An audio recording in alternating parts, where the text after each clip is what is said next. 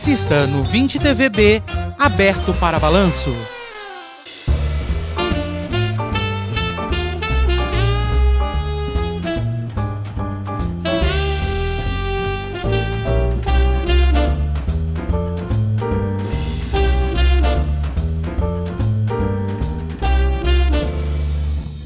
Programa aberto para balanço. Oferecimento: Pinguim Grill, Unimed Ribeirão Preto e Side Empreendimentos, desde 1959 acompanhando o desenvolvimento de Ribeirão.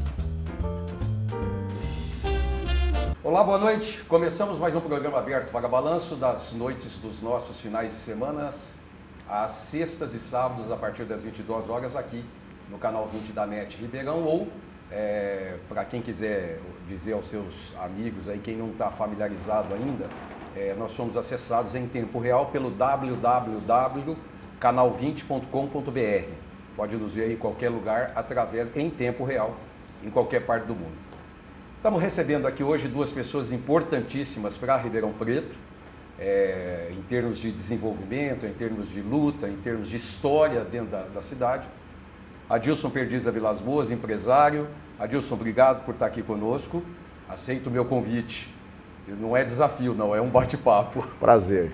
O Adilson é da consultora Perdiz da Vilas Boas e também da Perplan, um dos maiores, com certeza, os maiores desenvolvimentistas da cidade de Ribeirão Preto. Nós vamos falar um pouco disso aqui.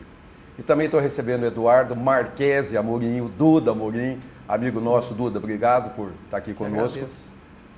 O Duda é diretor da FreeRib, todo mundo conhece FreeRib, rações, aqui em Ribeirão Preto e no Brasil inteiro, né? E também diretor da Fiesp, do Ciesp, que também tem colaborado bastante com Ribeirão Preto. Adilson, vamos falar um pouquinho da Perdiz da Vilas Boas. Quer dizer, eu particularmente lembro das histórias do começo, das dificuldades, mas como toda empresa começa lá buscando o seu espaço e depois foi galgando para um grande desenvolvimento de Ribeirão Preto. Daquela época da Perdiz da Vilas Boas, do começo dela, com o Márcio, com tudo para cá, como é que você está vendo tudo isso, o momento, a situação? O que você vê? Acabou o romantismo? O que está faltando?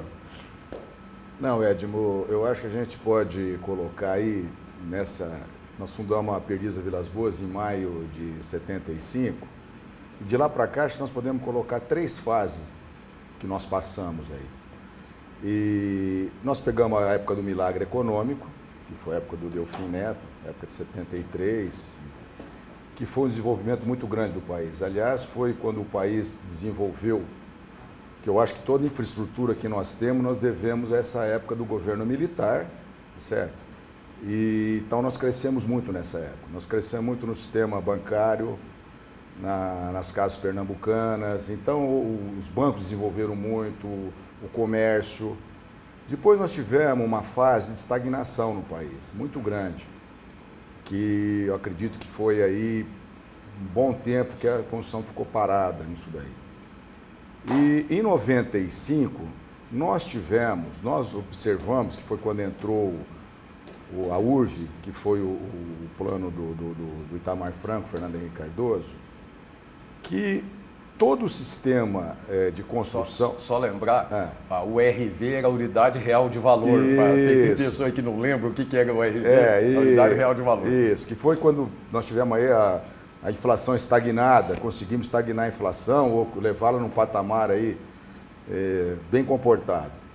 E o que nós observamos é que todo o sistema de financiamento para a construção civil, somente esse lado de prédios, era indexado no sistema financeiro, que era a TR. Isso inviabilizava qualquer financiamento. E diante disso, nós fizemos, com essa inflação controlada, um sistema de autofinanciamento. Fizemos uma parceria com a Coab e nós lançamos, juntamente com a Construplan, 1000 apartamentos. Nós vendemos tudo e conseguimos fazer um sistema, quer dizer, que ficou indexado no índice do Sinduscom, que era o CUB, que é mais ou menos o INCC.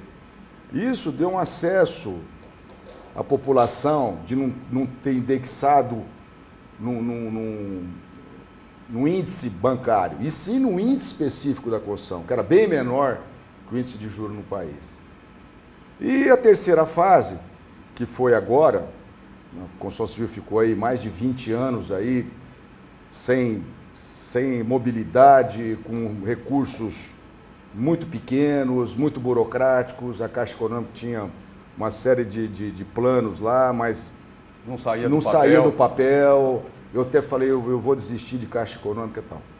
Agora, de 2006 para cá, eu acho não, o governo, através do Minha Casa Minha Vida, entendeu? E os bancos também, com essa puxada, aí eu acho que a Caixa Econômica Federal, o Banco do Brasil, alavancaram bem isso daí.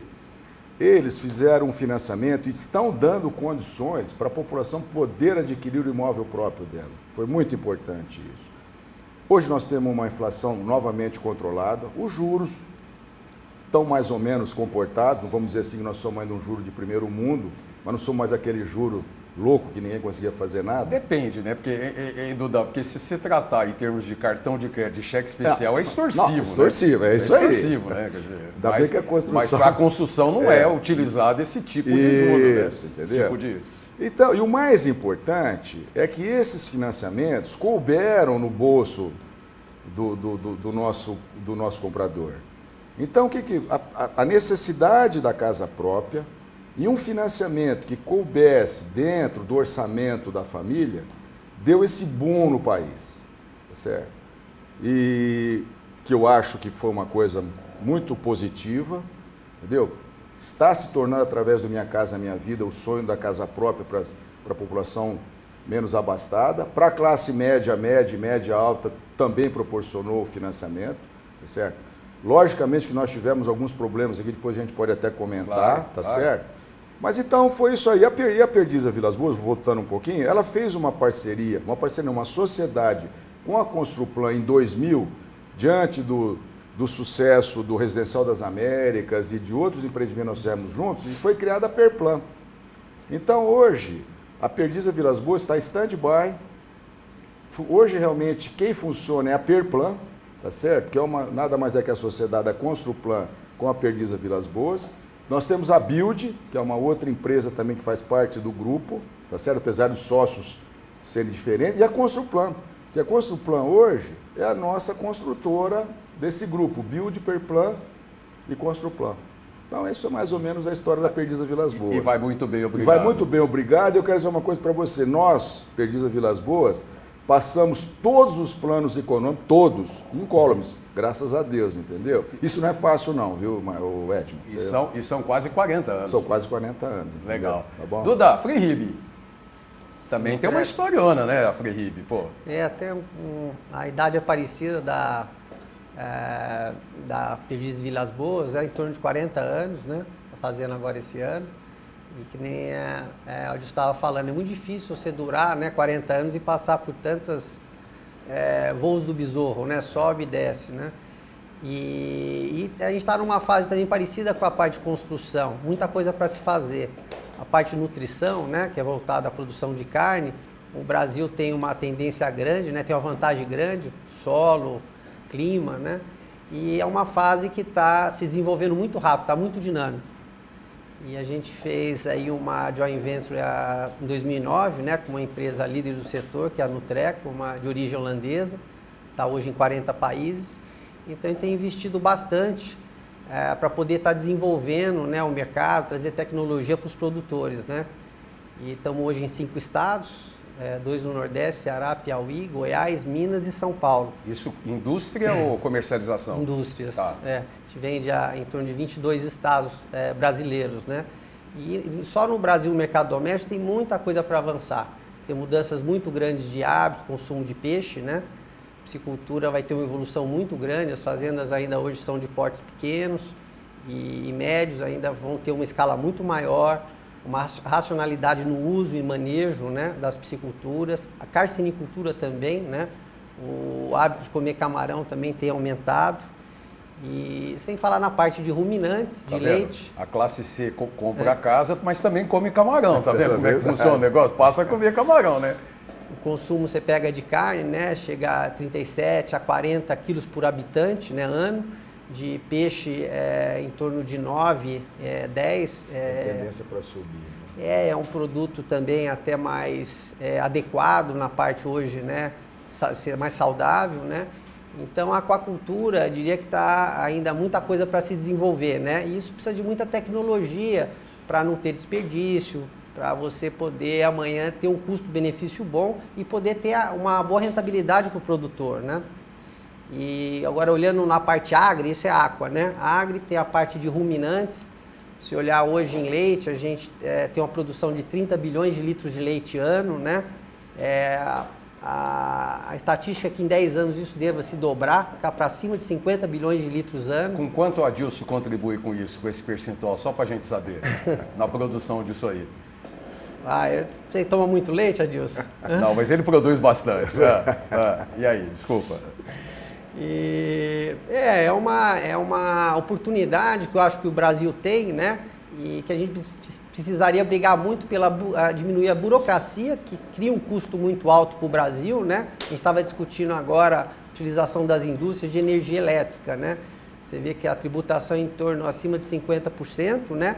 E a gente acaba tendo hoje um custo de uma energia hídrica, né? Que devia ser 70%, 80% é hídrica, devia ser uma das mais baixas do mundo, né? E hoje está entre as duas mais caras do mundo, né? Verdade. Então o custo do Brasil na parte principalmente burocrática, diferença de leis e legislação por estado, para você fazer a coisa da forma correta, né?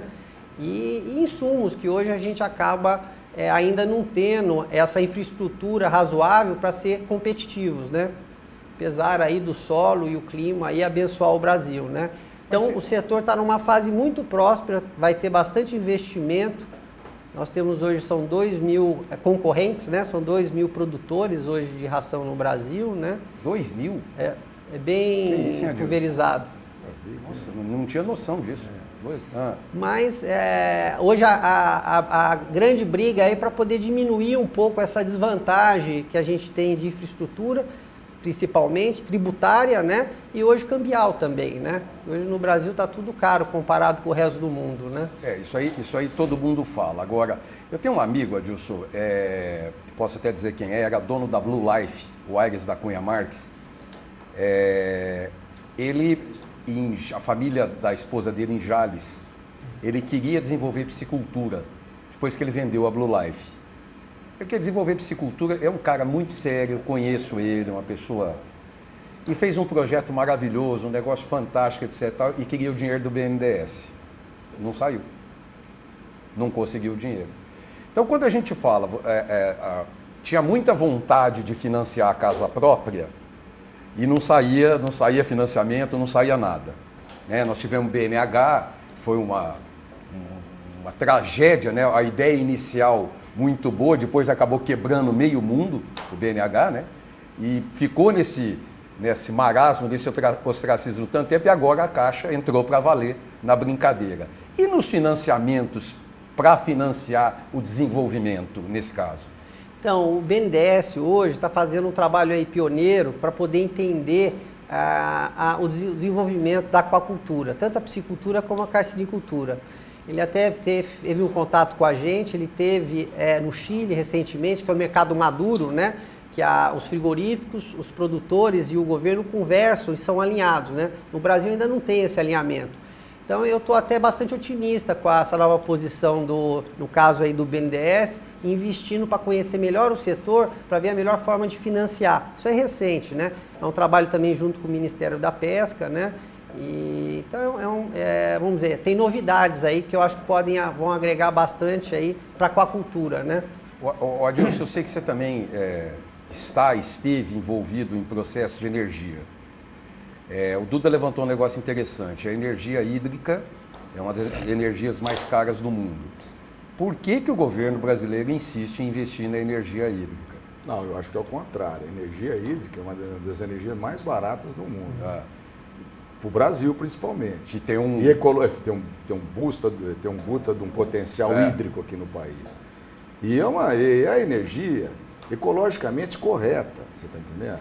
O que eu acho que hoje existe no Brasil é uma briga política entre os verdes e e o governo, os empresários, para não desenvolvimento desses rios, que hoje estão na Amazônia, isso é uma verdade, a linha de transmissão é uma linha que vai ficar mais longe e tudo mais, mas, na minha opinião, eu falo isso aí como técnico, eu acho que ainda é a energia mais limpa do mundo, é a mais viável para o Brasil, tá certo? Hoje, vamos dizer assim, o custo para o meio ambiente é muito baixo, porque hoje a gente não precisa fazer mais aquele represamento total que você inundava uma área muito grande.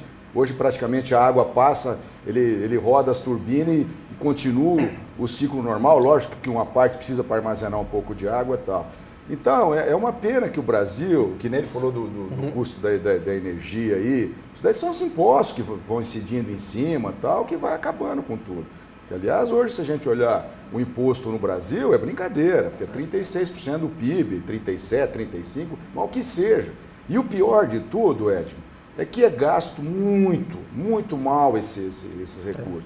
Né? Nós não recebemos nada em benefício. Se nós tivéssemos infraestrutura boa, estrada, portos e aeroportos, nada disso volta para a gente. Pode reparar. Então, hoje, o que acontece? Eu estou saindo um pouquinho do assunto da sua pergunta. Não, mas é importante. Mas se você olhar, o governo gasta muito mal o nosso dinheiro, dos nossos impostos. E é pesado pra caramba. Então, eu ia falar isso daí. Eu acho que nós vamos chegar num ponto de inflexão no Brasil. Por quê? Porque os nossos gastos correntes são tão grandes, e ainda bem que eles estão fazendo esse plano aí que eu estou ouvindo falar da previdência do funcionário público. Porque se nós continuarmos a aposentar o funcionário público pelo salário que eles ganham, tá certo? Nós vamos entrar no ponto de inflexão. Nós vamos arrecadar para pagar funcionário. Você pode ver que o investimento hoje no Brasil é muito pequeno. Então, eu acho que o governo tem que enfrentar essa situação para valer. Eu acho que o governo tinha que ser um indutor do desenvolvimento. Ele não tem que se meter a fazer estrada, não tem que se meter a fazer aeroportos, ele não tem competência. Mas fiscalizador também, né? Isso, fiscalizador. Não tem, né, não tem, né? Não temos fiscalização. Não tem, você vê as estradas, logo já você faz Nós estávamos falando isso há pouco, com relação à privatização das estradas, cujos pedágios são ínfimos. Quem roda aí, vamos citar nome, a Faria Lima é uma delas, uma das principais rodovias do Brasil, né? E está naquele estado que está e não anda e tem logo obrigado. Quer dizer, nós não temos esse... Eu concordo com o Adilson. O Adilson tem toda a razão. Né? Quanto menos o Estado se meter, melhor. Agora tem que gerenciar o negócio. Tem que fortalecer as agências. No caso da energia elétrica, a ANEEL tem um grupo de